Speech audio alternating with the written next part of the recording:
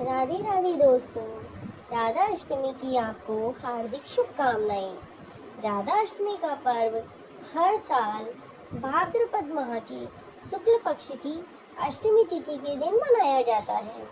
2025 में राधा अष्टमी का व्रत 31 अगस्त रविवार को मनाया जाएगा। ब्रह्मा वैवर्त पुराण के अनुसार राधा अष्टमी का पाठ करने से भाग्य लक्ष्मी की कृपा बरसती है और व्रत करने वाले मनुष्य के जीवन में धन धान्य और समृद्धि की कोई कमी नहीं रहती। आइए सुनते हैं राधा अष्टमी की व्रत कथा। राधा माता गौलोक में श्री कृष्ण के साथ रहती थी। एक दफा भगवान श्री कृष्ण को गौलोक में राधा रानी कहीं नजर नहीं आई। कुछ देर बाद कन्हैया अपनी सखी विरजा के साथ घूमने चले गए। जब यह बात राधा रानी को मालूम हुई तो उन्हें बहुत गुस्सा आया और वे सीधे कन्हैया के पास पहुंची। वहां पहुंचकर उन्होंने श्री कृष्ण को काफी भला बुरा कहा। राधा रानी का यह रवैया देखकर भगवान श्री कृष्ण के प्यारे मित्र श्री दामा को बिल्कुल अच्छा नहीं लगा। श्री दामा ने उसी वक्त बिना कुछ सोचे समझे राधा रानी को पृथ्वी पर जन्म लेने का श्राप दे दिया। राधा रानी को इतने गुस्से में देखकर भगवान कृष्ण की सखी विरजा भी नदी के रूप में वहां से चली गई। राधा ने श्री दामा से श्राप पाने के बाद उन्हें राक्षस कुल में पैदा होने का श्राप दिया। राधा जी द्वारा दिए गए श्राप की वजह से ही श्री दामा का जन्म शंखचूड़ दानव के रूप में हुआ। आगे चलकर वही दानव भगवान विष्णु का परम भक्त बना। दूसरी तरफ राधा रानी ने पृथ्वी पर वृषभानु के घर पुत्री के रूप में जन्म लिया। राधा रानी का जन्म वृषभानु के घर में तो हुआ, लेकिन उनकी पत्नी देवी कीर्ति से नहीं।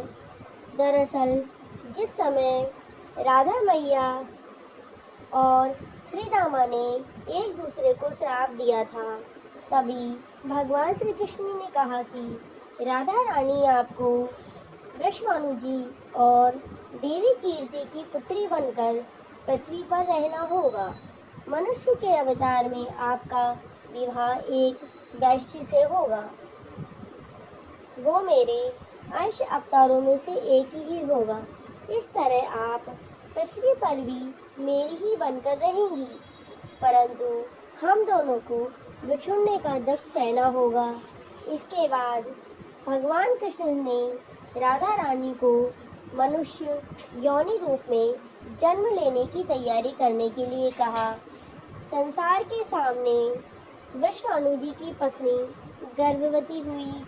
जिस तरह एक बच्चा दुनिया में आता है, ठीक वैसे ही देवी कीर्ति का भी प्रसव हुआ, लेकिन असल में राधा माता का जन्म देवी कीर्ति के गर्भ से नहीं हुआ था। भगवान की माया से उनके गर्भ में वायु भर दी गई थी। देवी कीर्ति ने उसी वायु को जन्म दिया। इस दौरान उन्हें प्रसव पीड़ा हो रही थी और वहाँ राधा माता के रूप में एक प्यारी सी कन्या ने जन्म लिया।